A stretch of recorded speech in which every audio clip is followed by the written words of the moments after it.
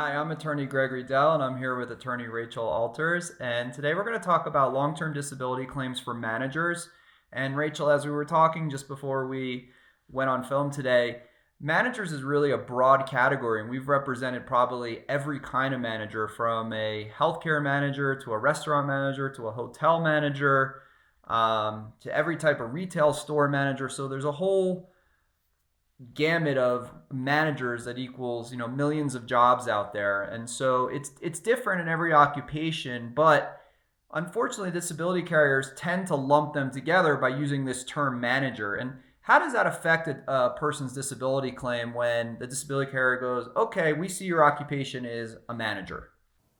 Well, the problem with that, Greg, is that obviously, like you said, manager is very broad, and it can mean many things for different positions. So if you're a manager of a grocery store versus manager of a restaurant versus manager of a hotel or manager of a corporation, there's going to be different job duties. However, the carrier will look at the policy and the definition of disability as managers defined in the national economy, which doesn't always include every job duty that the actual claimant has. So unfortunately, the carrier gets stuck in this, Department of Occupational Titles definition, when the claimant may say, well, I have at least 20 different additional duties to my job. I'm on my feet all day. I have to lift heavy boxes. I have to answer and help all of these employees under me. So unfortunately, sometimes the carriers will just take a broad definition, yet it doesn't encompass the full job description, and it's frustrating. And then that leaves it to us, the attorneys, to try and add to those job duties and make the carrier understand that the job isn't just how the national economy defines it. And so, but why is it? I want people to understand why it's so important to present the occupation in the manner in which the person performed it. And even if it gets into one of these national economies where they try to stereotype the occupation, when you're representing someone, why do you stress so much on the demands of the occupation?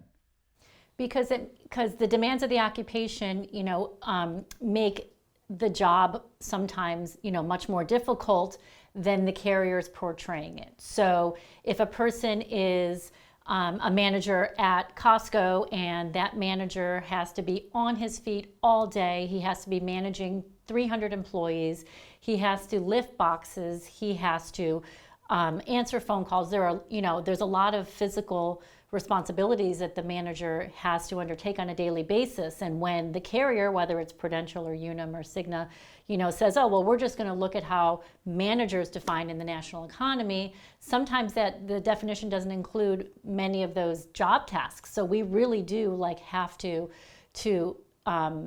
define them and make the carrier understand that this claimant has way more tasks and responsibilities, physically, mentally, that they are responsible for, so that when they're reviewing the claim, hopefully they'll take a look at that. Otherwise, they just look at this general definition and they may deny them, saying, we think that you can do this manager job because it's basically mostly sedentary. Well, that's usually not true. Most managers that I represent don't have sedentary jobs and have a lot of more responsibilities than are defined in the national economy definition. Right. And I think the biggest challenge for managers is that a manager always supervises people. So Right. it's not like, I don't feel well today. I'm sorry, guys, I'm not available for a couple hours. Call me later, or I got to go lay down, or I took my pain meds and I can't. You don't have that option as a manager. You're always on as a manager. Your job, what I love to say as managers, your real job should be as like firemen, firewomen, putting fires out. That's what managers do most of the time. And of course, they have other responsibilities. But because of that, there seems to be in every job a fire every day that a manager has to be involved with. And so you don't have that luxury of not being on all the time. And that's the biggest struggle for a manager who does his job. Unfortunately, disability carriers don't look at it like that. And they basically say, well, if you can lift 20 pounds or you can sit in a chair for more than 4 hours, then we don't see why you can't do your job. So Right. that's why we always stress these duties and try to make it more realistic for the claims examiner and the insurance company when they're looking at it. So obviously, presenting the duties of the occupation, especially managers, is really important. But can you talk a minute about how important the medical support is and about getting good documentation of medical support in order to win your claim for disability benefits? Sure, Greg, that's one of the most important um, pieces of a disability claim, at least in my opinion.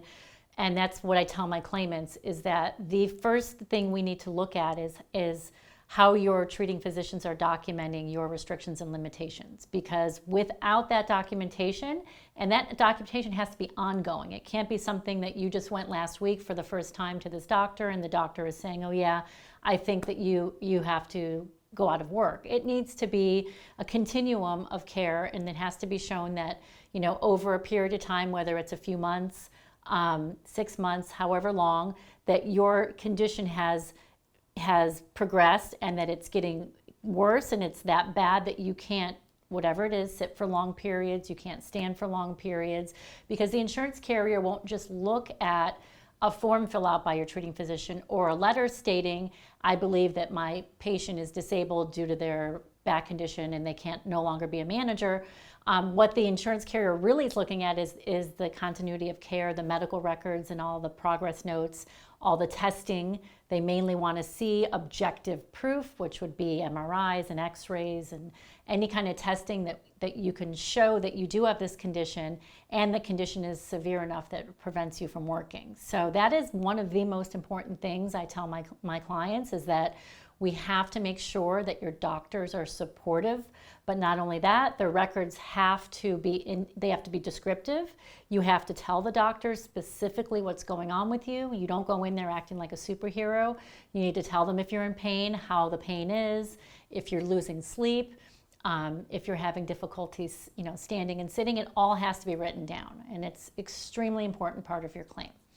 And how do you work with your clients to help them get what you think would be the appropriate medical support so that they can get their benefits paid? Well, what I normally do is I will ask them to provide me with the doctors that they're treating with already. We will request the medical records and I will go through them all and see if I think that, if I'm the insurance carrier and I'm reviewing these records, am I going to think that there's enough support here?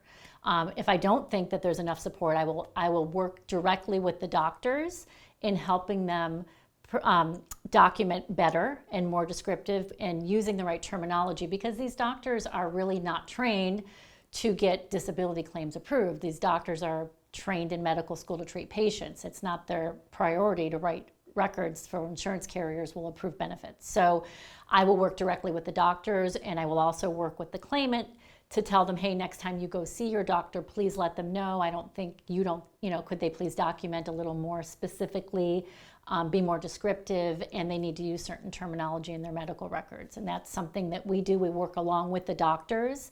And if the doctors fill out a form and I get it back, because nothing goes to the carrier without me reviewing it first. If I don't like what they wrote, I will get on the phone with the doctor. We will revise it and get it taken care of to make sure that it is supportive. Okay. The last topic I want to cover is most of the managers that we represent are employed by a company, meaning it's not their own company usually, and it's usually a larger company or mid-sized company. But the bottom line is that they received their long-term disability insurance as an employee benefit. And because of that, that means that their claim is going to be governed by ERISA. And we've been talking about how you have to prove your occupation and you have to prove your medical. But why is it even so much more important in the ERISA world versus if they had their own disability policy?